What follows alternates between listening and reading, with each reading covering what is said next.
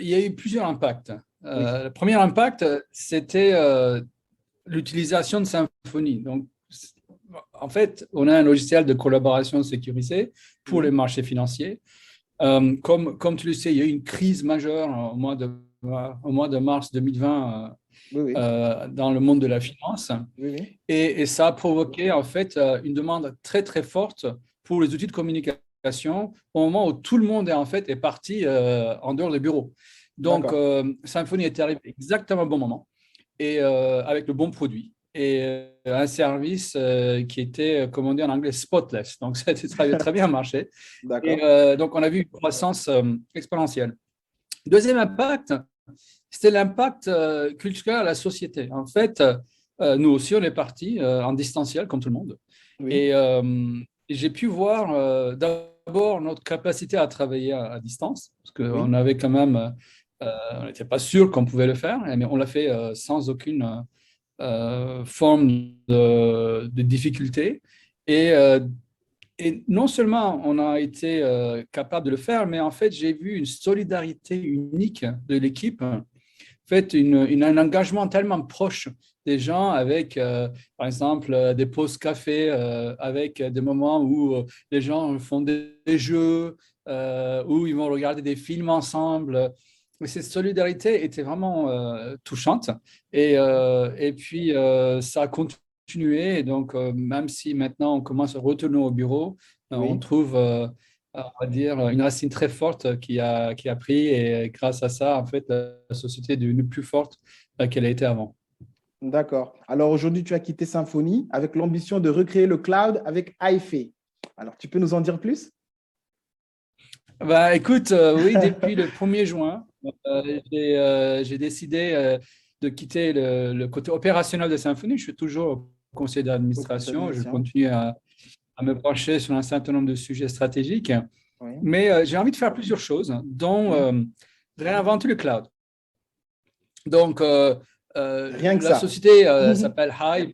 euh, Rien que ça. La société D'accord. s'appelle Hive, qui est des ruches en français. Oui. Et l'idée, c'est d'utiliser en fait des ordinateurs qui sont disponibles un peu partout dans le monde D'accord. et qui ont des ressources disponibles, soit en disque dur, soit en temps de calcul, et permettre à des individus comme toi, comme moi, de louer ces services à un réseau en récupérant en échange le même type de service pour gratuit D'accord. et puis ensuite de trouver petit à petit un marché dans lequel on peut offrir des services de stockage, des services de calcul, ensuite des applicatifs qui tournent plus maintenant, qui ne tournaient plus dans les centres de données qui coûtent quand même non seulement beaucoup d'argent, mais qui consomment beaucoup d'énergie et donc du coup, ils émettent quand même pas mal de CO2 dans notre atmosphère, Oui. mais d'utiliser ce qui existe déjà, ce qui est déjà fait partie de notre vie de tous les jours, avec un recyclage de ces ressources pour le bien des individus et aussi de la Terre. D'accord, d'accord. Tu dis que pour toi, la souveraineté numérique doit d'abord être individuelle. Pourquoi? Alors là, je suis très convaincu de ça, Oui. parce que, en fait, ce qui s'est passé, c'est que avant que les gouvernements ont pu mettre la main, en fait, sur la souveraineté numérique individuelle, l'Internet a pris. Et c'est arrivé à tel point qu'au début, les gens considéraient que c'était quelque chose qui était un complément de notre vie, on va dire, analogue. Oui. Et puis petit à petit, notre vie s'est transformée dans une vie numérique. D'accord, Et d'accord. lorsque on est passé sur des activités où on passe plus de temps devant un écran que en personne, eh bien, le numérique a pris le dessus, mais sans les règles de respect pour la privacy, donc individuelle, la souveraineté des données, Oui. la propriété des données.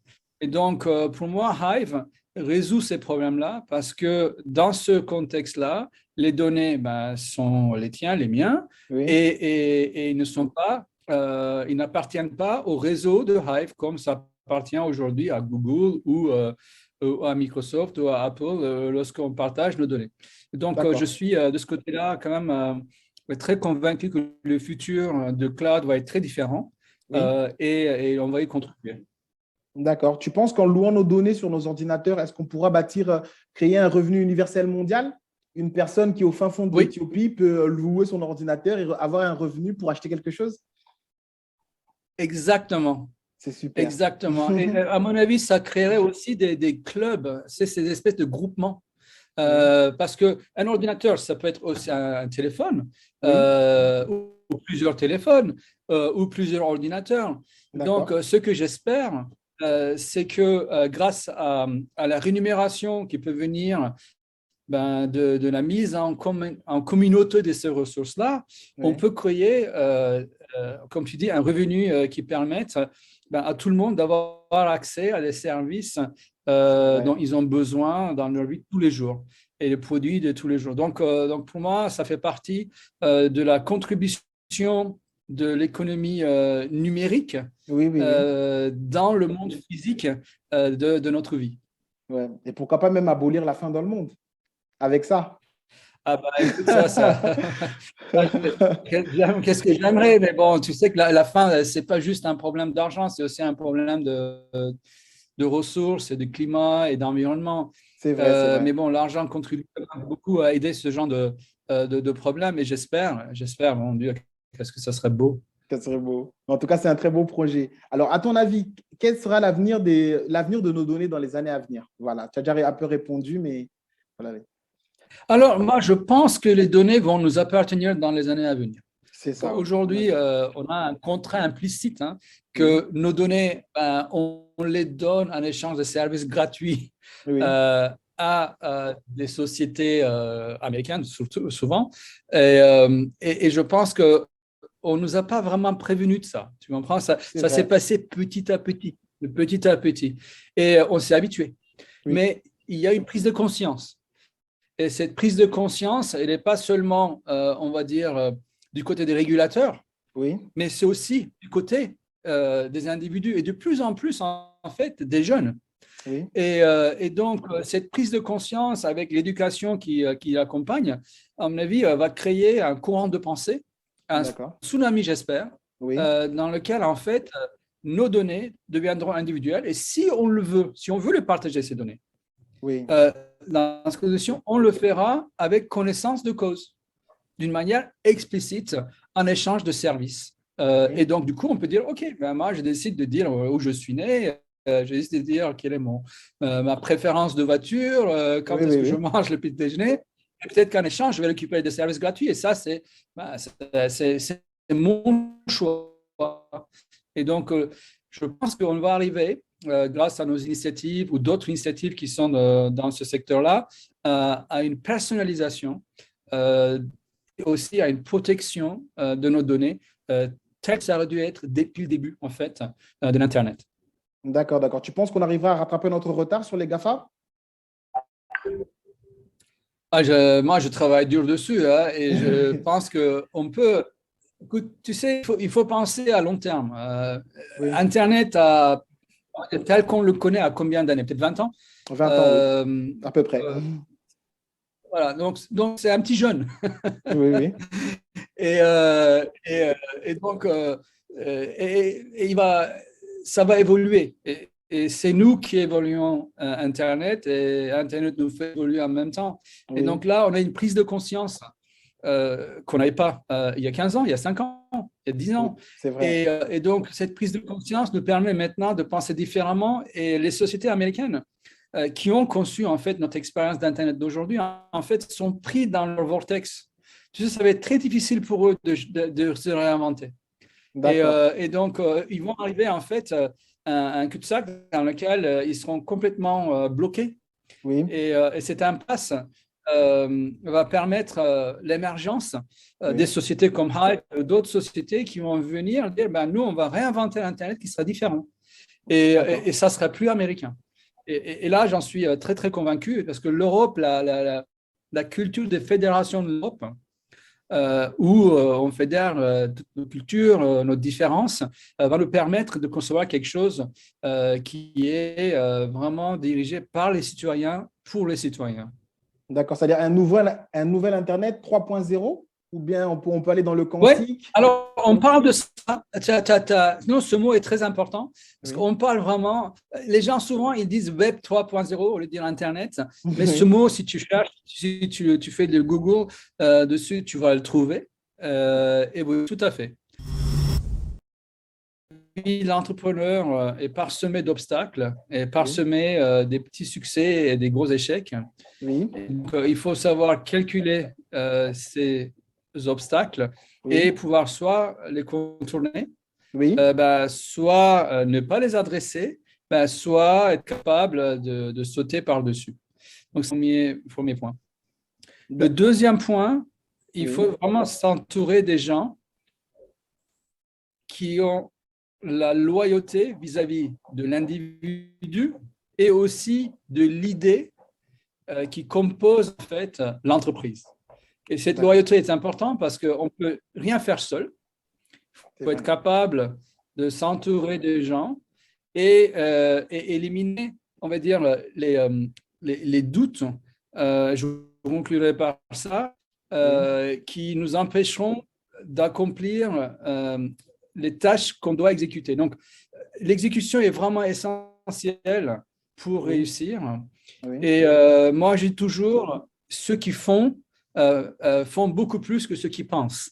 Et, C'est vrai. euh, et donc, et il faut penser, et je ne dis pas que on peut oublier l'intellect, non, pas du tout. Bien le contraire. Mais une fois que la pensée est établie, il faut être sans pitié pour l'exécution. Donc, si on prend ces trois piliers, je pense qu'il y a une possibilité pour tout le monde de réussir. Et il ne faut surtout pas avoir peur d'être vulnérable. Oui. Euh, Personne n'est surhumain et tout le monde passe par des hauts et des bas. Et donc, et il ne faut pas tomber en désuétude, en dépression si jamais on ne réussit pas. Oui. Il faut juste réessayer jusqu'à ce qu'on y arrive et on y arrivera. D'accord. Et toi, tu as déjà eu des échecs en entrepreneuriat, dans Oui. l'entrepreneuriat? Tu sais, quand Tu as un j'ai parcours lancé ma tellement première parfait sur le boîte, CV. le parcours ne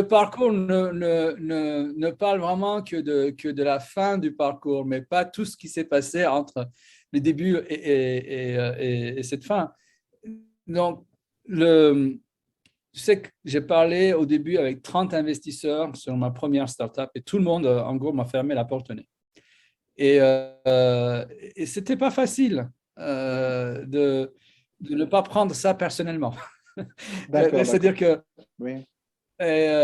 donc, les échecs, je les ai essuyés. J'ai fait des mauvais choix ici et là. Je n'ai pas eu de chance ici et là. Bien que je pense que la chance, c'est une question d'audace. Mais, mais on ne peut pas apprendre sans échec. Je pense que notre cerveau, il a besoin d'être à la limite pour apprendre.